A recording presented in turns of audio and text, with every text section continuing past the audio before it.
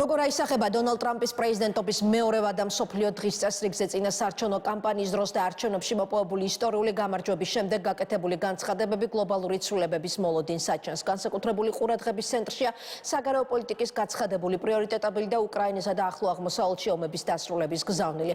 მედია უკვე წერს იმ მოსამზადებელ სამუშაოებზე, რომლებიც ამერიკისა და რუსეთის პრეზიდენტების შესახვედრად მიმდინარეობს. ჯერ კიდევ საარჩევნო რბოლის დროს ტრამპი ქვეყანაში არსებული პრობლემებისა და არასწორი საგარეო პოლიტიკის მიღმა მთავრობის ჩრდილოვანი წარმომადგენლებისა და ბიუროკრატების ეგრეთ წოდებული Deep State-ის კვალს ხედავდა და მისი დასრულების პირობას დებდა.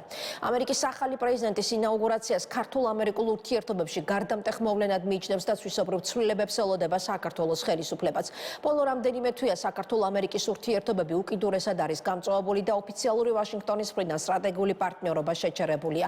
მმართველი გუნდი ტრამპის პრეზიდენტობის მეორე ვადაში ურთიერთობების გადატვირთვას ელოდება. თუმცა ამ ოპტიმიზმს არ იზიარებს ოპოზიცია. მმართველი პარტიის ოპონენტთა ნაწილი ხელისუფლების შეცვლის და ახალი საპარლამენტო არჩევნების მოთხოვნით რამდენიმე დღეა ვაშინგტონში შეხვედრებს მართავს. ანალოგიური გზავნილებით ამერიკის შეერთებული შტატების დედაქალაქში იმყოფება საქართველოს ყოფილი პრეზიდენტიც.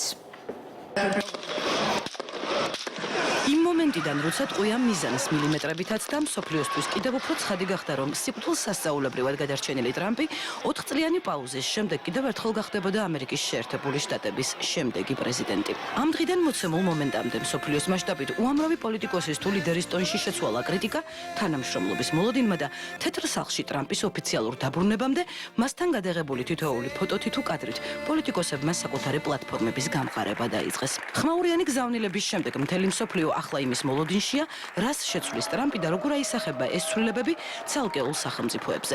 გამონაკლისი არც საქართველოა, სადაც გასული 4 წლის განმავლობაში პოლიტიკური ვნებათა ღელვა არ დამცხრალა, მათ შორის არც ქუჩაში. თუმცა მოქმედ ხელისუფლებაში ფიქრობენ, რომ ბაიდენის შემდგომ ტრამპის ახალი ადმინისტრაციის პირობებში მსოფლიოს და მათ შორის საქართველოს უფრო მშვიდი მომდევნო 4 წელიწადი ელის.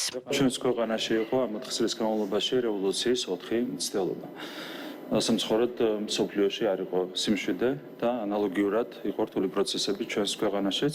ჩვენ გვაქვს დიდი იმედი, რომ შემდეგი 4 წელი იქნება თვისებრივად განსხვავებული, იქნება ბევრად უფრო მშვიდი მსოფლიოსთვის და რა თქმა უნდა ეს ყველაფერი უნდა აისახოს ჩვენს ქვეყანასაც.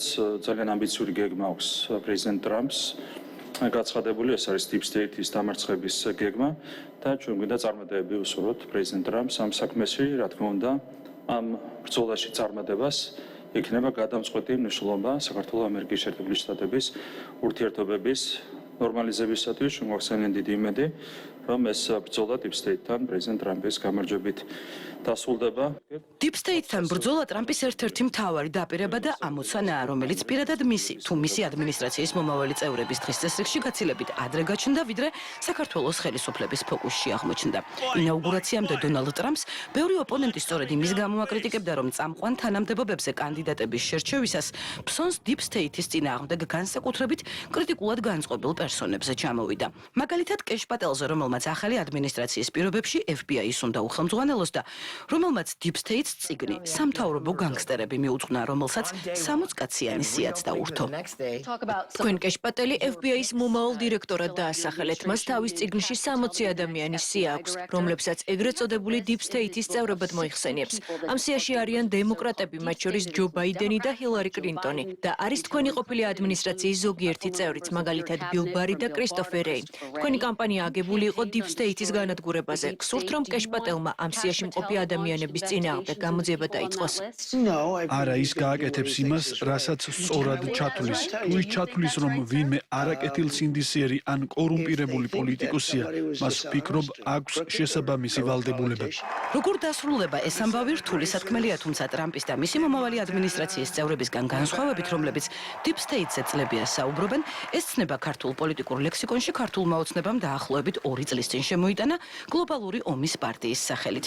და იმ მომენტიდან ამ დრომდე Deep State-ი ხელისუფლების ოპონენტთა ქილიკის ერთ-ერთ მთავარ ინსპირაციად იქცა. ეს რაღაცები არ არსებობს. Deep State-ი, მასონები, რეპტილიები, უცხოპლანეტელები და რა ვიცი კიდე გლობალური ომის პარტია ეცნიერულად დადასტურებული ფაქტია, რომ ეს ყველაფერი არის კონსპირაციის თეორიები, რომელთა უმრავლესობას დაიწერა მოსკოვში. ქართული ოცნება ჩამოყალიბდა გლობალური ბოდვების პარტია. ჩვენ ხედავთ აქვს ტოტალური პარანოია. ტოტალური პარანოიაა თუ რუსული პროპაგანდის წარმოსახვის ნაყოფი Deep State-ი, ვერც გრიგოლ გეგელია და ვერც ლელოს სხვა წევრები პირისპირ ალბათ ვერ კითხავენ დონალდ ტრამპს, რომლის ინაუგურაციისთვისაც ისინი ახლა ვაშინგტონში იმყოფებიან. ვაშინგტონში ინაუგურაციისთვის თვალის სადევნებლად ქართული ოპოზიციური სპექტრიდან ზოგადად ბევრი ჩავიდა და მათი უმრავლესობა წარსულში სხვადასხვა დროს პირდაპირ ან ირიბად სდებდა ტრამპს ბრალს რუსულ კავშირებში თუ კრემლისადმი ლოიალურ დამოკიდებულებაში. მაგალითად, ყოფილი პრეზიდენტი, რომელიც ახლა ვაშინგტონში იმყოფება 2016 წელს, მთაწმინდის მაჟორიტარი დეპუტატის რანგში, ამერიკის არჩევნების შედეგებზე წერდა, რომ არა ტრამპის, არამედ ტრუმპის გამარჯვება მსოფლიოსთვის შესაძლოა უფრო მძიმე შედეგის მომტანი აღმოჩნდეს რუსეთის და კერძოდ პუტინის მიმართ გამოცხადებული სიმპათიები და აგრესიის შემთხვევაში ჩამოუყალიბებელი პოზიცია.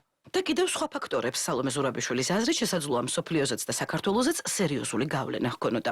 ინაუგურაციისთვის ვაშინგტონში ჩასული გიორგი ვაშაძის თანამოაზრე და თანაპარტიელი ტრამპის პირველი საპრეზიდენტო ვადის მიწურულს წუხდა, რომ ბევრი რამ შეიძლებოდა სხვანაირად ყოფილიყო, რომ არა ოდიოზური და გაუწონასწორებელი პიროვნებები, როგორც სამწუხაროდ ბატონი ტრამპი აღმოჩნდა. აი, ყოფილი ხელისუფლების მაღალჩინოსანთა ელიტა კი იმავე პირველი საპრეზიდენტო ვადის ამოწურვის შემდეგ ბაიდენის გამარჯვებას ზეიმობდა და ტრამპს, როგორც შეერთებული შტატების წარსულს, ღიად უწოდებდა არც მეტი, არც ნაკლები რუსეთის პროექტს. ყველა მისთვის რომ ივანიშვილი აფინანსებდა ტრამპს, აფინანსებდა მისი სიძის მეშვეობით, კუშნერის მეშვეობით, ამაზე აუცილებლად იქნება გამოძიება ახლა ამერიკაში. ერთი წამით ახლა ძალიან მაინტერესებს. ბატონ მიშა, აქ ამ ტექსტიდან ჩანს, რომ ტრამპი არის რუსული პროექტი. აქ ყოლობის ნიშანი არ უნდა დავსვათ, ბოლო-ბოლო არ უნდა გავბედოთ და არ უნდა ვთქვათ, რომ რუსული პროექტი იყო ამერიკის პრეზიდენტი 4 წლის განმავლობაში, ვინც მართავდა ამერიკას, იყო რუსული პროექტი.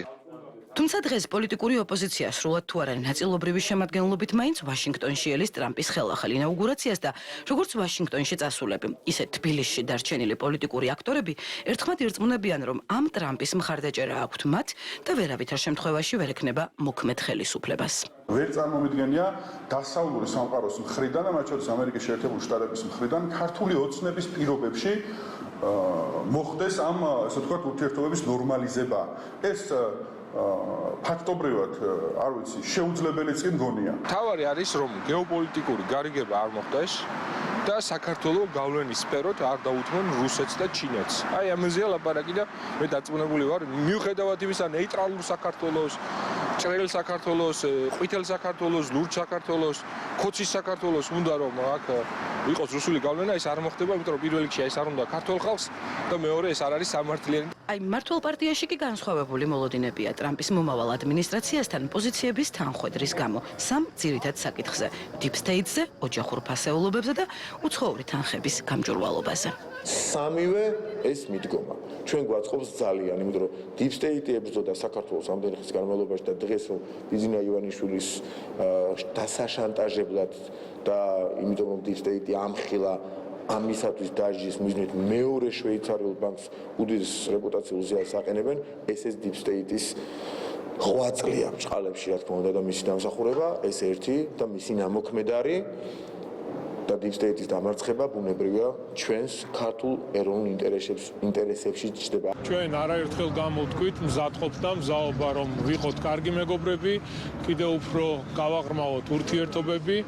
ჩვენთვის მნიშვნელოვანია ამერიკასთან სტრატეგიული პარტნიორობა, მნიშვნელოვანია მეგობრობა და ჩვენ მივესალმებით ზოგადად იმ მესიჯებს, რასაც ვისმენთ მაგალითად ტრამპის გუნდის მხრიდან. თუმცა ვიდრე დონალდ ტრამპი კონკრეტულ ნაბიჯებს გადადგამს, როგორც მმართველი პარტიის, ისე ოპოზიციის მოსაზრებები მხოლოდ პროგნოზებად რჩება. თავად ტრამპს საქართველოზე ჯერჯერობით არაფერი უთქვამს, თუმცა აქვს დეკლარირებული პოზიციები მათ შორის სხვა ქვეყნებთან თუ ლიდერებთან დაკავშირებით და ღიად აფიქსირებს, სად ვინ იქნება მისი დასაყრდენი. მაგალითად, მთელი ევროკავშირიდან ახალმა პრეზიდენტმა საკუთარ ინაუგურაციაზე მხოლოდ 2 ლიდერი დაპატიჟა: ჯორჯია მელონი და ვიქტორ ორბანი. ინაუგურაციის შემდეგ კი თავად რომელ ქვეყანას ესტუმრება პირველად, ახალ პრეზიდენტს ჯერ არაფერი უთქვამს. თუმცა ის კითხვა, რომ პრეზიდენტობის პირველ 100 დღეში აუცილებლად უნდა შეხვდეს და ესაუბროს ჩინეთის ლიდერს.